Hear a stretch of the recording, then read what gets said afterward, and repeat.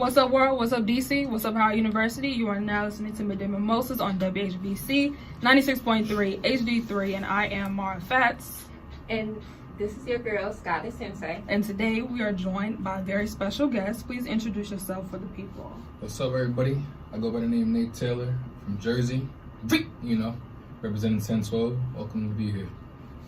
Alrighty, so let's jump right into it. Now you're from Jersey. Yes, sir. So how did growing up there shape your career path?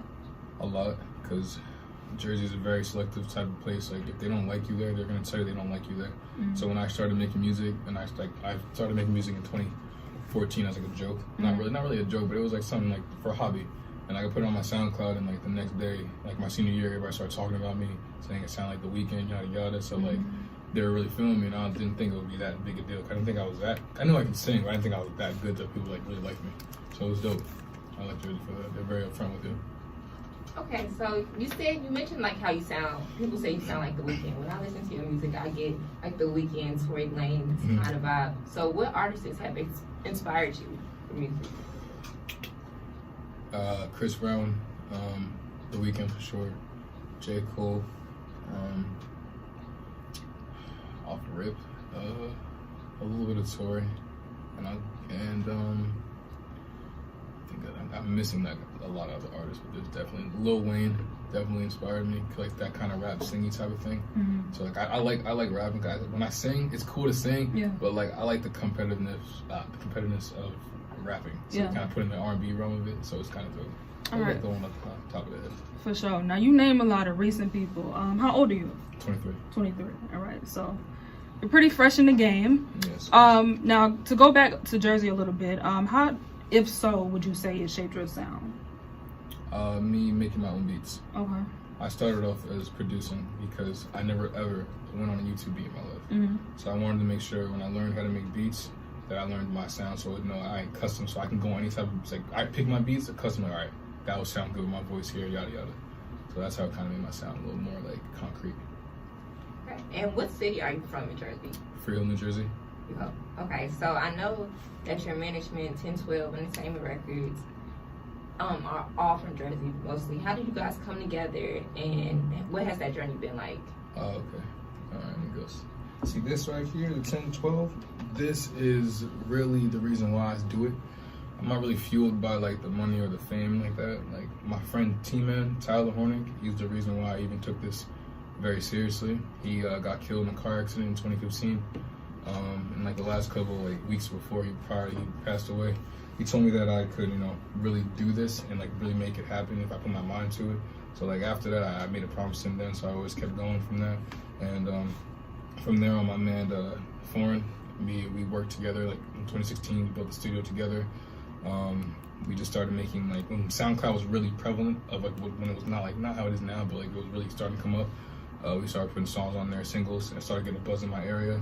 I entered a contest that was hosted by HOT97, Peter Rosenberg, and like it was it was a 3-part contest, and I got to the end of it, and I was the third person to go last to win it. So like I won it. He asked me for my email. He asked for my everything reservation like that to work with me. He told me I have it. I just got to learn the business of it. So then like I really took time off in 2017 to just learn the business of it, aspect of it, instead of just acting like you're just gonna blow up and put music out there. So I understood. And then like I started working with like more Jersey artists, like from people from 070. I started working with like Mayor Fontaine. I started getting recognition from like Drewski, Peter Rosenberg. I opened up for like Fabolous, Young M.A., Boogie. So I got like more experience of being around these people. It was like really like humbling at the same type of thing, because I took a lot of L's, so I know what it is. So when it works and it's like starting to actually start coming together, it means more instead of actually just blowing up for me. Yeah, for sure. So you did name a lot of big moments for you, I would say. Overall, what's been the most fulfilling moment on this journey? The response I get from my fans, actually. Like there was one moment that this one kid, like, he DM'd me saying one song actually saved his life, and it was like really like I never thought I was gonna get that quickly. So it was really dope seeing that. And then the other one was pretty much when I won that contest, because it was like a validation, like, oh, you really can keep going if you really do this. Yeah. So it was really dope, that one. So you mentioned how someone DM'd you and told you that your song saved their life, how do you want your fans to feel when they listen to your music? They can do what they want. If they want to do it, they can do it. Just gotta just be persistent, consistent, and you know, don't let anybody say you can't do something. Because right nowadays, you can do whatever you want. Now, recently you just dropped your project Luxury. Yes, sir. Tell us all about that, from the idea to the recording process to the release. So I used to make like very slow music. I never really got into like the upbeat stuff like that. So like my last project before Luxury was like 4 for 1, and I put it out there. And my fans were like, they're receptive to it. It was like pretty much saying like, all right, this is cool, but we want more upbeat, not just, you know, just cruise and like vibe stuff.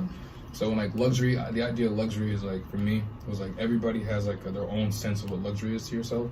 So like when you listen to Luxury, I wanted to make sure that any song on that tape that you'll at least like one of them songs, that you'll be able to play them one time somewhere. You're like, I like him.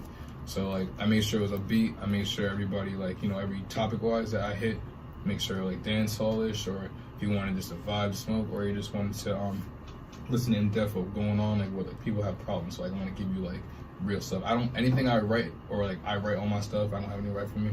So when I write for myself, I don't want it to make it seem like it's so fake. I want you to understand like everything I write in my songs, you understand, and it's real, and I'm not making any of this up, basically.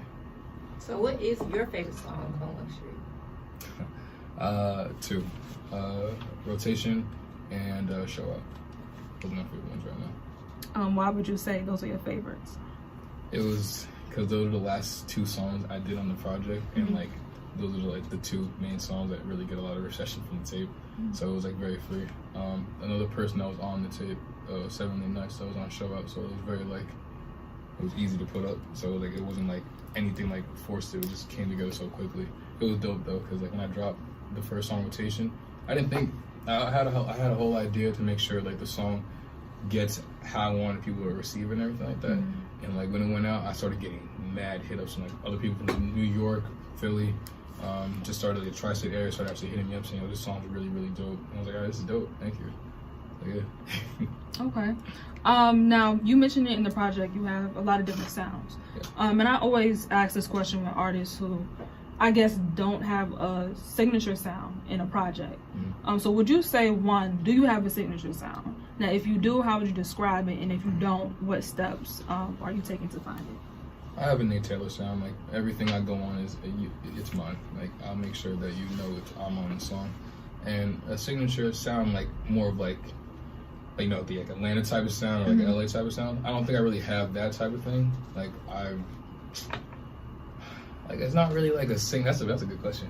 Like the signature sound for me is like, you're talking about topic wise, like you can kind of know where I'm gonna go. But when it comes to style on the song, I wouldn't say you can kind of know how I'm gonna go on it, if that makes sense to you. Yeah. Okay. Yeah. Now in that same sense, for production, did you produce this project? Not at all. This was I had like 4 producers on this. Okay. It was executively produced by my man Keen P. He's from Toronto. Razzie Beats from the competition from 070 from North Jersey. Oh no, he's actually from Brooklyn, Flatbush. Morse Code, and I think I'm missing somebody else, and I hope they don't get mad at me. I think that's it. I think only those. Yeah. Oh, nope. Fly Keys is on there, and Dan Higgs. That's it. So, okay. So for your new fans, if they don't know anything about you, what would you want them to know about Nate Taylor? What I want them to know is that about me is that I make sure that I'm a go-getter. I make sure that I always invest into myself. I make sure I put my time and effort into everything I do. I don't bullshit. I don't play around. Like everything I do, I say about it. I believe in a lot of law of attraction. I believe a lot of you put your mind to it, you can get to it. Because like it's been 4 years of me doing this, and I've been getting a lot of stuff happening now, and people start to see results from it now. So the more I keep pushing it, the more I know I'll get where I have to be. So when you listen to me, I want you to understand that like every time I make a song, I put my all into it, and making sure that when you listen to me, it literally is possible to do what you gotta do. Just make sure you pay attention to everybody. Don't listen to the haters, don't listen to them, they give me fuel or anything like that, but just know that what you got going on is what you got going on. Don't relate to anything about it. For sure. Now, let the people know what they can expect next from Nate Taylor. I got a lot coming. I have shows coming up next year. Top of the year, I'll be in LA. I'm working on another little EP coming out. Top of the year 2020. You'll be getting a lot of features from other artists. Me making collaborations, productions, as well as I get some placements. I will be just a lot of traveling. I'll be in a lot of places. You're expecting merch from us. 10-12, a lot of stuff going on with that. What else going on? Just expecting me to see me be your favorite artist next year, especially in 2020. Yeah, you're gonna see me a lot. I'm telling you, it's gonna be very, very scary next year. I want people to understand that. Like, I get on the wave now, man. I don't want you to be like, yeah, no, I knew about it. Yeah, I want you guys to act that way. I want you guys to know that this is happening, and you're gonna see it. So let the people know where they can find you on social media and where they can stream Luxury at. They can stream Luxury on anything besides SoundCloud. So everything, you can go on Spotify, Apple Music, you can go on YouTube, all that. Nate Taylor, 2 R's, no space, NateTaylorr, no space, on my Instagram, on my Spotify, Apple Music, and except for my Twitter is NateTaylor_NJ. Thank you so much for talking to us today. No problem. Thank you for having me. You guys are awesome. For coming through. No, thank you for having me. It's my first time in Howard. This place is amazing. The women here are beautiful. You know what's going on. So like, I love my ladies. Please support me. I'll support you. Thank you, baby. So thank you so much for talking to us. It was a pleasure speaking to you. And stay tuned for more of Midday Mimosas on WHBC 96.3 HD3. Welcome back to WHBC 96.3 HD3. You are listening to Midday Mimosas with Sky The Sensei and Mara Fats, and our special guests have something to say to you all. DMV, how y'all doing? It's 10-12 closing it out. You already know what time it is. You feel me? Nate Taylor about to say something really special for y'all, you know. We will be back better than ever, and I can't wait to come, you know, do what we have to do, and thank you for having us. Alrighty, guys.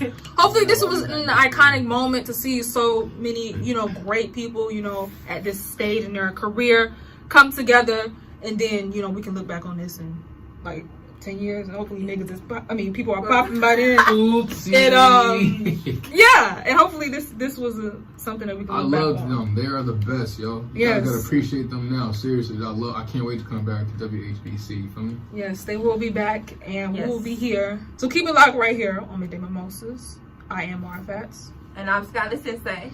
And this is WHBC 96.3 HD3.